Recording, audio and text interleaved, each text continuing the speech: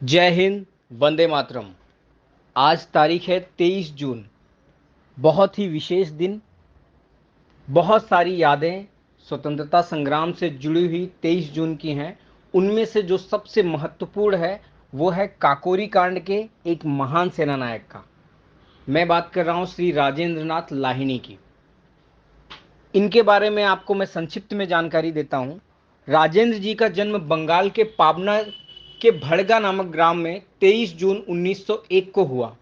इनके पिताजी का नाम क्षिति मोहन और माताजी का नाम बसंत कुमारी था।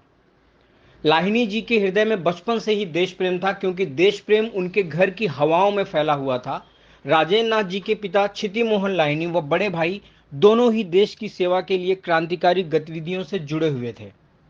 एक दिन उनके पिता क्षिति मोहन लाहिनी व बड़े भाई बंगाल में चल रही अनुशीलन समिति दल की गुप्त गतिविधियों में योगदान देने के आरोप में अंग्रेजी सरकार द्वारा गिरफ्तार कर लिए गए। इस गिरफ्तारी के बाद उन दोनों को जेल भेज दिया गया। तब सहारे और शिक्षा के लिए राजेंद्र नाथ जी वाराणसी चले आए अपने मामा जी के घर, और उन्होंने अपनी शिक्षा काशी के हिंदू विश्वविद्यालय, जिसे हम बीएचयू के नाम से जानते हैं, वहां से उन्होंने इतिहास से एमए किया। जब राजेंद्र जी काशी हिंदू विश्वविद्यालय से इतिहास में एमए कर रहे थे, तब उनकी मुलाकात बंगाल के क्रांतिकारी युगांतर दल के नेता सचिंद्रनाथ सान्याल जी से हुई। सचिंद्रनाथ सान्याल, ये वो नाम है जो भारतीय स्वतंत्रता संग्राम की क्रांति में हमेशा याद किया जाता रहेगा। सान्याल जी ने राजेंद्र नाथ लाहिनी में वो फौलादी दृढ़ता, वो देश प्रेम और आज़ादी के प्रति दीवानगी देख ली और उनको अपने साथ ही रख लिया।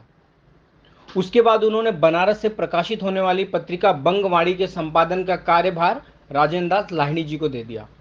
इसके बाद लाहिनी जी को एक दूसरे दल अनुशीलन समिति की वाराणसी शाखा के सशस्त्र विभाग का प्रभारी बना दिया गया। अंग्रेजों द्वारा भारत पर हो रहे अत्याचारों से देश को आजाद करने के लिए, अंग्रेजों के खिलाफ आवाज उठाने के लिए क्रांतिकारी संगठन हिंदुस्तान सोशलिस्ट रिपब्लिकन एसोसिएशन से जुड़कर सक्रिय सदस्य बन गए। ये वही संगठन है जिसके कमांडर इन चीफ महान देशभक्त चंद्रशेखर आजाद जी थे। हालांकि वे अभी तक, जिस तरह की घटनाक्रम चल रही, अभी तक उससे जुड़े नहीं हैं, आगे चलकर उससे जुड़ेंगे। हम आते हैं राजेंद्र नाथ लाहिनी पर, और क्रांतिकारी गतिविधियों को अंजाम देना राजेंद्र नाथ ने शुरू कर दिया। क्रांतिकारियों द्वारा ब्रिटिश हुकूमत के विरुद्ध सशस्त्र क्रांति को गति देने के लिए धन की आवश्यकताओं की पूर्ति हेतु एक बैठक की गई, जो कि शाहजहांपुर में पंडित राम प्रसाद बिस्मिल के घर पर हुई, और उस समय इससे जुड़े सभी क्रांतिकारी वहां मौजूद थे। इस बैठक में अंग्रेजों के खिलाफ जंग लड़ने के लिए अंग्रेजी सरकार का ही खजाना लूटने की योजना बनाई गई, और इस योजना को सफल बनाने के लिए सब अपने अपने कार्य बता दिए गए, सबके कार्य निर्धारित कर दिए गए। इस लूटकांड में अहम भूमिका लाहिनी जी को मिली। क्रांतिकारियों द्वारा ब्रिटिश हुकूमत के विरुद्ध सशस्त्र क्रांति छेड़ने की खतरनाक मंशा से ब्रिटिश सरकार के खजाने को लूटने के लिए राम प्रसाद बिस्मिल की अगुवाई में 9 अगस्त 1925 में काकोरी डकैती की पूरी घटना को अंजाम दिया गया। इसके पहले भी मैं काकोरी कांड को कुछ भागों में कह चुका हूं, राम प्रसाद बिस्मिल जी के समय, ठाकुर रोशन सिंह जी के समय, परंतु राजेंद्र नाथ लाहिनी के बारे में विस्तार से जानना नितांत आवश्यक है। इस घटना को हिंदुस्तान रिपब्लिकन एसोसिएशन के 10 सदस्यों ने सफलतापूर्वक अंजाम देने के लिए अपना योगदान दिया, जिनमें नाम शामिल थे राजेंद्र नाथ लाहिनी, अशफाकुल्ला खान, राम प्रसाद बिस्मिल, चंद्रशेखर आजाद, ठाकुर रोशन सिंह, सचिंद्र बख्शी, केशव चक्रवर्ती, बनवारी लाल, मुकुंद लाल, मनमथ नाथ गुप्त। इस घटना को सफल बनाने के लिए सभी ने अपने अपने नामों को भी बदल लिया था। काकोरी कांड की सफलता के बाद रामप्रसाद बिस्मिल जी ने बम बनाने का प्रशिक्षण लेने के लिए लाहिनी जी को बंगाल भेज दिया। कलकत्ता के ही स्थित दक्षिणेश्वर में उन्होंने बम बनाने की अभ्यास पूरी शिद्दत से निभाई, पूरी शिद्दत से अभ्यास किए। बम बनाने का प्रशिक्षण उनके अलावा और भी क्रांतिकारी ले रहे थे।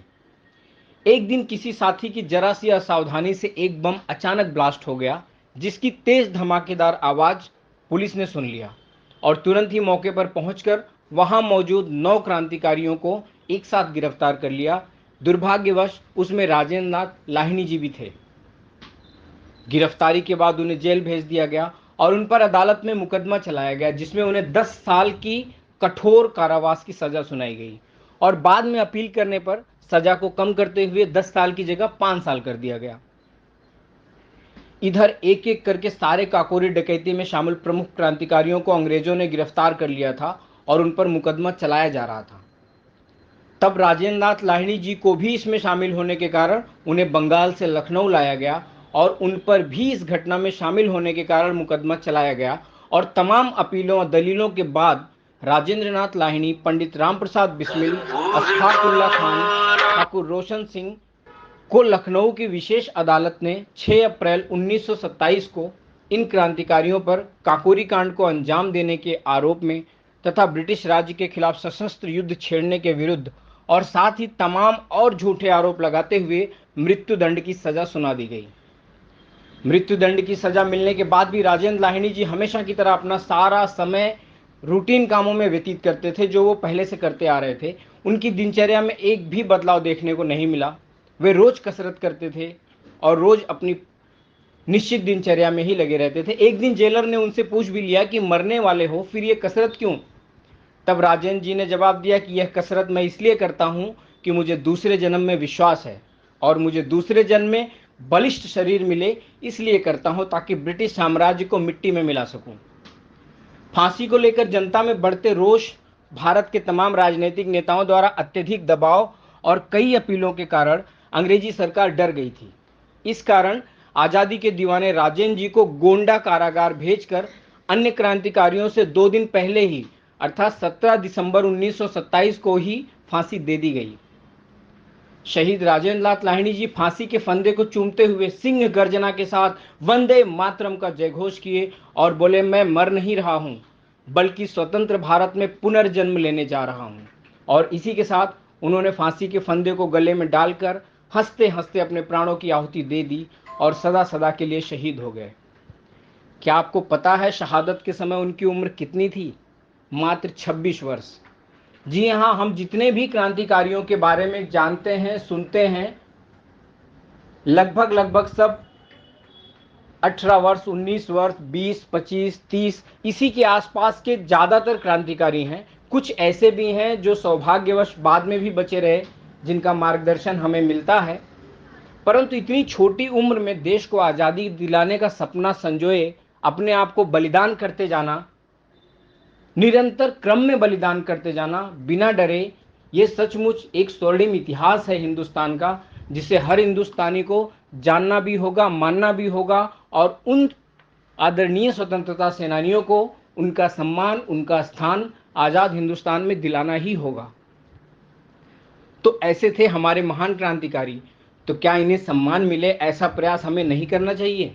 अवश्य करना चाहिए, सबको करना चाहिए। इसीलिए तो जय हिंद अभियान बना है। आप सब अपना सहयोग अभियान के साथ बनाए रखिएगा। महान सपूत को बारंबार नमन। जय हिंद अभियान सदैव कृतज्ञ रहेगा, सदैव उन्हें प्रणाम करता रहेगा। जय हिंद, वंदे मातरम।